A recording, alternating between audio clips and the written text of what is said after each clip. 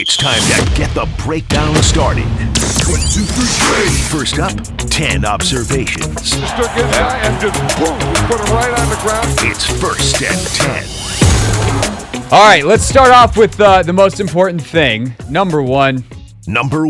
Josh Allen is elite, and elite quarterbacks change games. We will talk about the Commanders quarterback quite a bit, not just in this First and 10 segment, but during much of the rest of the show, and I get a feeling the rest of the week. But let's not get anything twisted here. The most important player on the field yesterday was Josh Allen. He is a soul-breaking type of player. The first drive is all you needed to see yesterday to understand just how special Josh Allen is. The first drive had 2 3rd and longs, so you're in ideal situations defensively. And Allen makes, on the first one, a good play, and on the second one, a superhuman play that you just go, what the what? What's the point in trying? I guess we'll keep going, but if he's going to do that, we're going to lose today. And sure enough, the Commanders did. The throw where he is getting flushed, one of the few times the Commanders' defensive line was able to get pressure yesterday, and he's leaning back and he throws it, and he could not have handed the ball to Stephon Diggs any better. It's an absurd throw. It's crazy. Quarterbacks, like, I guess Mahomes can do it too. He had one yesterday where he almost looked like he submarined it and looped it over defenders. Like, that was nuts. But outside of those two dudes, I don't know if there's anybody in the league that can make that throw. Like, even a healthy prime Aaron Rodgers is like, hey, man, that throw's sick. It's just different, man. And some of the plays he makes, how hard he is to tackle. I mean, the rushing touchdown he has, Cam Curl has him dead to rights. And Josh Allen is able to wiggle out of it, run past he and John Allen, and somehow find the end zone. It is just special play after special play in big situations. And if I were to say the number one reason why the Bills won yesterday, yeah, it's the Commanders' turnovers, plays an enormous role. But it still might be because Josh Allen is that good. And he was good when they needed him to be good, specifically 3rd downs where they started 6 of 8. Which brings us to number two. The timing of the Commanders' 5 turnovers were especially painful. You're not going to win a football game where you turn the ball over 5 times. They had 10 basically drives in that game. And they ended 5 of them, 6 if you count the turnover on downs, in handing the ball to the Buffalo Bills. Like, not kicking it, not changing field position, not even a Josh Allen arm punt when you look at the timing of the Buffalo turnover in the game. That's fine. It's 3rd and long. He throws it deep. It might as well have been a punt 1 down sooner. Non-damaging turnover by all accounts that a turnover can exist in. The Commanders' turnovers, as painful as they could possibly be. What's the worst time to turn the football over? When the other team can easily score. Okay, got a couple of those. What about when you're about to score? Check. Then what about when you finally catch your momentum and you look like, hey, maybe we're onto something here. Daron Payne gets you off the field on a 4th down by batting down a ball from Allen. You have momentum. The crowd's still kind of invested in the game. I mean, obviously the Buffalo crowd was nuts yesterday. We'll get to that later. But the Gibson fumble just then comes right after that, where you're like, we just got, I thought we went over this.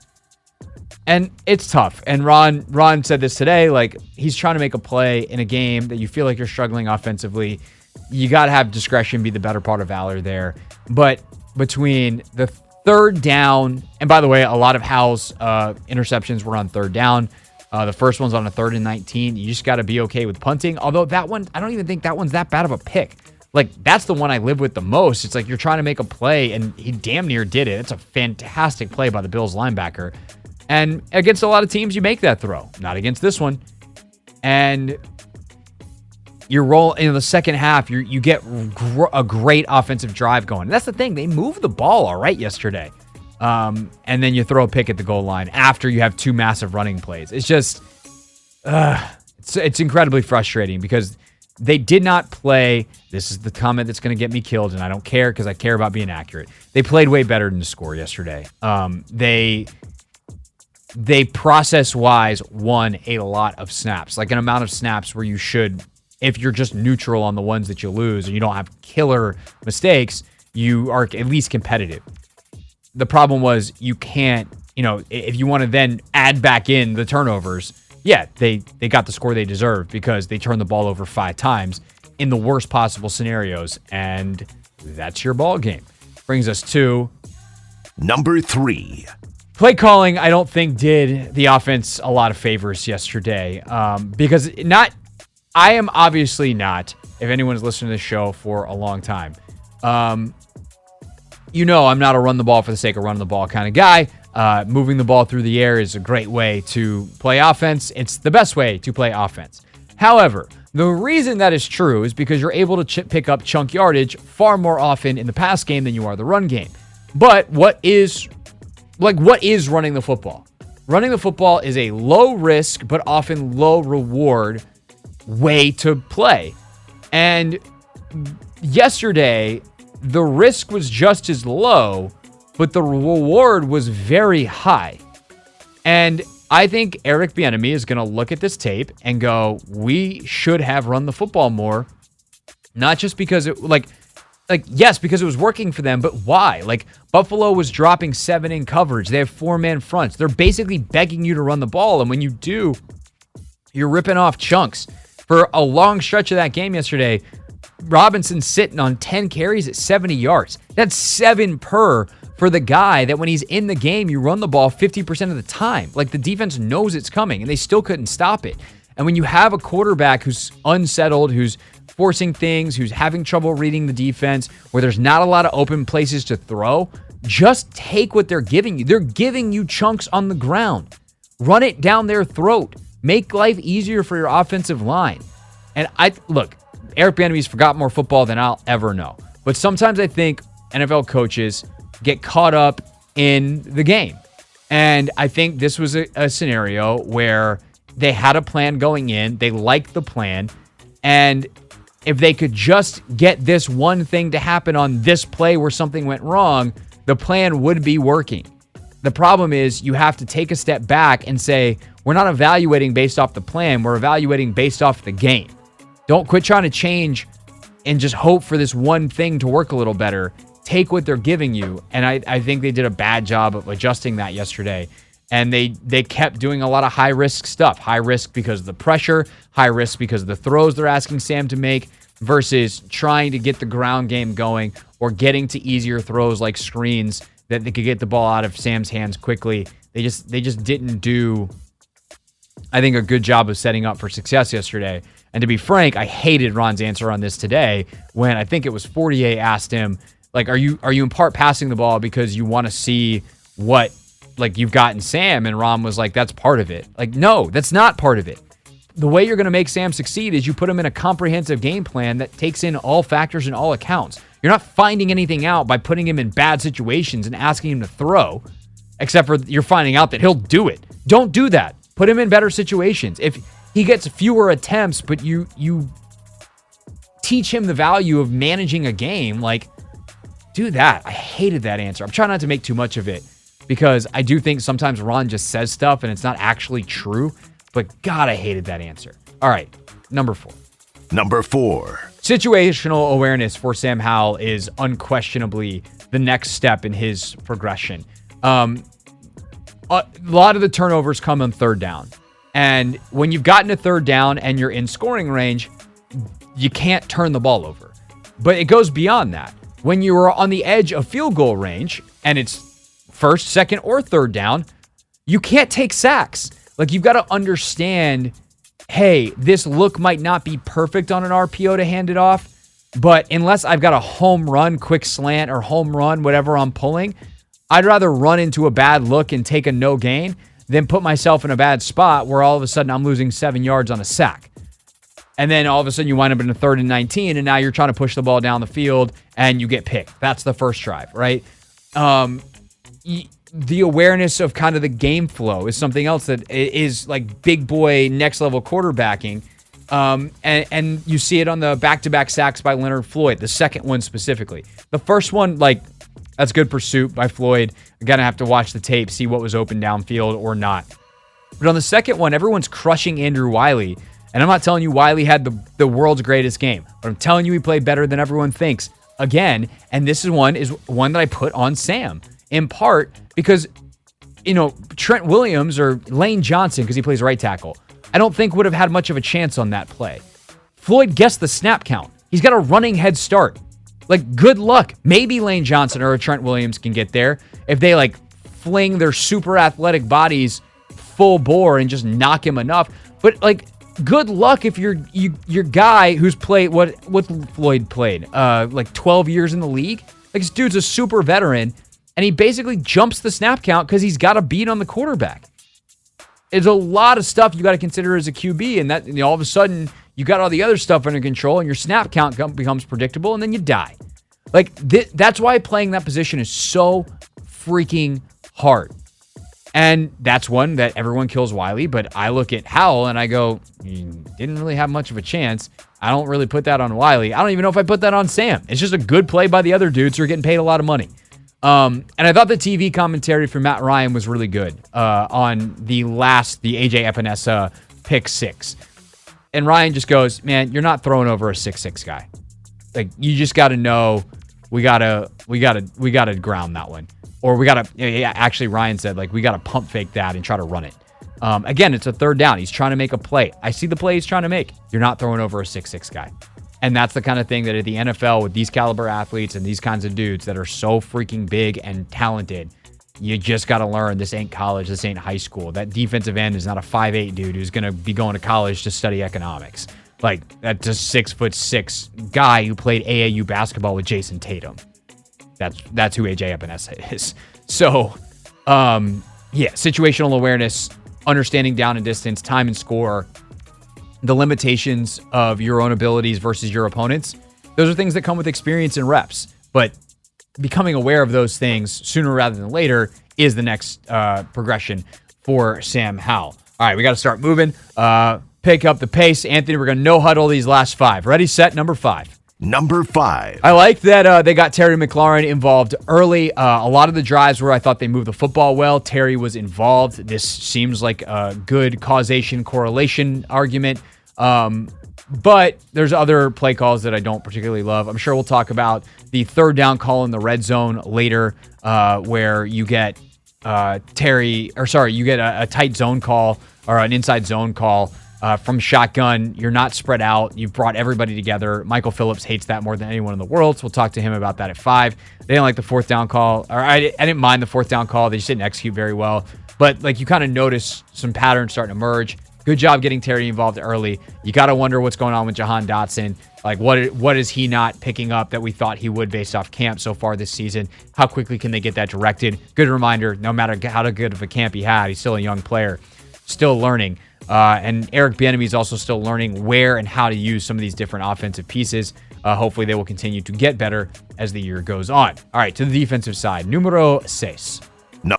Number 6. Remix.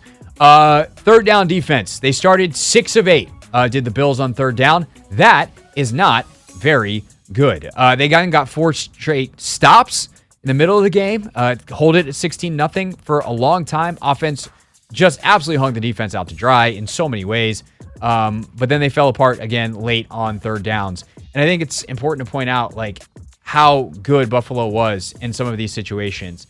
Because the 10-minute drive that they have in the third quarter, they had multiple penalties on that drive, which should have been drive killers. And they overcame all of them and still scored. And it wound up being a long field goal on a drive that started from their own 2. But if you start at your own 2 and have a bunch of penalties, including some personal foul penalties, like, you should not get points out of that drive. And they did, which is a credit to them, but also means Washington had some real missed opportunities. And there was one guy that I'm going to not single out, but I want to talk about his performance briefly yesterday. We'll come back to it a little bit later.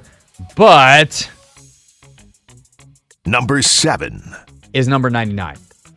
I do not think this is going to be a game that grades out very well for Chase Young. I got to double check and see if PFF has their grades up. But I can tell you my watching the TV copy grade for Chase Young, not a good Chase Young game. He's trying to do too much. He's trying to hit home runs, and this is not a home run hitting defense for defensive linemen. This is, we're going to smash you with 1,000 doubles. And it's because we're really good, and we're going to rush on our lines, and your offensive line has got to be perfect. And Chase is getting, like, I can see fans watching and probably going, like, Chase is getting more pressure than everyone else. Well, the thing is, if you're getting pressure because you're leaving, like, you're freelancing and you're going inside or you're going super wide, like, yeah, it looks like you're getting pressure, but you've actually just created a bunch of space for Josh Allen to run into. And there's a bunch of those third down conversions that happen because Chase Young's rush lane is vacated. And some of them, Chase gets home and can't finish. And I'm willing to live with some of those because against a quarterback that's not Josh Allen, they might be sacks. But you got to know who you're playing. And like Chase is a young player too, and this is a good reminder of that. He's got to just say, like some of his best rushes yesterday where he actually winds up getting pressure or a hand on Allen or forcing a back throw is where he's like, this is my line to the quarterback, and I'm going to try to run through the offensive tackle's face to get there. When he starts dipping inside, there is just too much space against a guy like Allen, who's too mobile and can throw too well on the run, and it killed them in multiple spots. Not that everything was Chase's fault by any stretch of the imagination. There's some other stuff that's not very good. But I do think some of the defensive line struggles yesterday came from the same old problem cropping up again, and I think Chase was the worst offender from what I was able to see. Another guy that did not have a bad day hits us at number 8. Number 8. Or did not have a good day, had a bad day. Cam Curl. Yeah, you got to take advantage of your opportunities. Cam Curl's an excellent football player. This is a referendum on his game yesterday, not of who he is. But it is something that has been, I think, an issue a bit, and why he maybe is not going to get the money that he thinks he deserves. He's got to finish plays. And he's got an interception that's one of the craziest throws I've ever seen. Josh Allen just literally throws it through his hands. Like, he throws the ball so hard that Cam Curl gets two hands on it. He's not in, like, a great position. It's not like he's set to catch it. He's diving. But the ball is thrown so hard, it goes through Cam Curl's hands and is completed like it was meant to do that to Stephon Diggs. Crazy. But then on the rushing touchdown for Allen in the third quarter, after the heartbreaking, back-breaking fumble by Antonio Gibson, Cam Curl's got a straight shot at Allen. It's a delayed zone blitz. He comes in, he's got a straight shot, and instead of just like running through his chest, he kind of runs to the side of him. I don't know if he was anticipating him scrambling. He's trying to cut down an angle. Like, I don't know exactly what happened there, but it's the kind of stuff that happens against Josh Allen because you're just scared that he's going to make you look silly. And instead, you wind up looking silly. And Allen's able to run right back up the gap that Cam blitzed through and run it in for a touchdown. Nobody's home. But, you know, those are kind of plays that if you want to be the best safety in the league, type of money, type of player, you got to make. So I didn't think it was the best day for Cam Curl. He had another play earlier in the game where he like hits a receiver and just bounces off. Receiver picks up some yardage. So not Cam Curl's best day at the office. He'll have plenty of good ones. I'm not worried about him, but not a great day. All right, last two real quick. Number 9. Special teams cost them points. And this is the second straight week they've given up a big punt return that has got to get corrected. Overall, when you look at the defense in this game, like, they actually played all right. Like, the defense played good enough to win yesterday. And I know that probably makes some people crazy, and some of y'all are just going to be like, no, they didn't because they lost. And like, okay, if that's the way you want to play this game, the defense did not play well enough to win yesterday. But you consider that there was one drive in particular, I think, where they give up negative yards and give up points because there was a turnover and they wind up kicking a field goal. Like, that's all you can do as a defense except for create a bunch of turnovers. But they had a turnover. They could have gotten more pressure, but ultimately they did not give up a bunch of touchdowns. They held Buffalo to field goals. They did give up the touchdown off the turnover. Like, points off turnovers were big yesterday. And then you have the other one where they give up the big punt return and it puts the defense in a bad spot.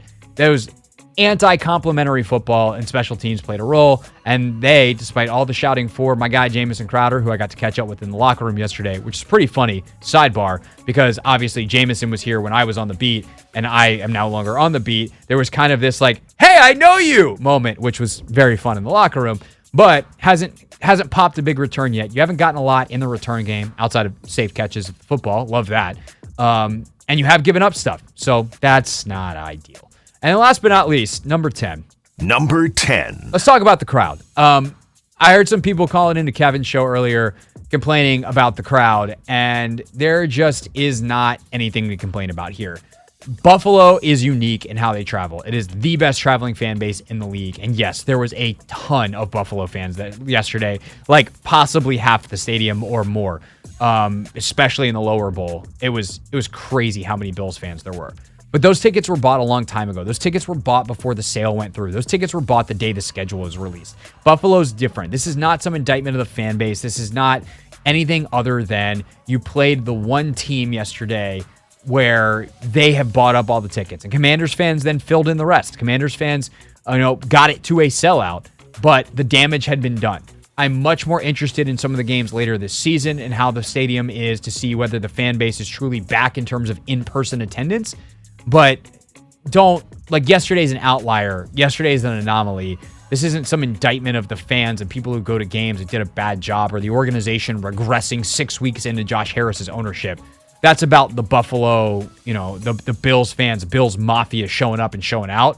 And hopefully that's what the Commanders can do to stadiums across the league again soon, because there will be that kind of fan base. But it's a different breed up there, the way they travel. And so nothing to sweat, in my opinion, based off FedEx Field yesterday. All right, that is First and 10. It's how we start each and every show here on a Monday on the Team 980. Streaming live on YouTube as well at the Team 980. And coming up next, the way we go from here is always into Take Command. Our instant reaction from Logan Paulson and I yesterday. We recorded at FedEx Field before we headed out, so you'll hear that next. Thoughts on the offense on the Team 980.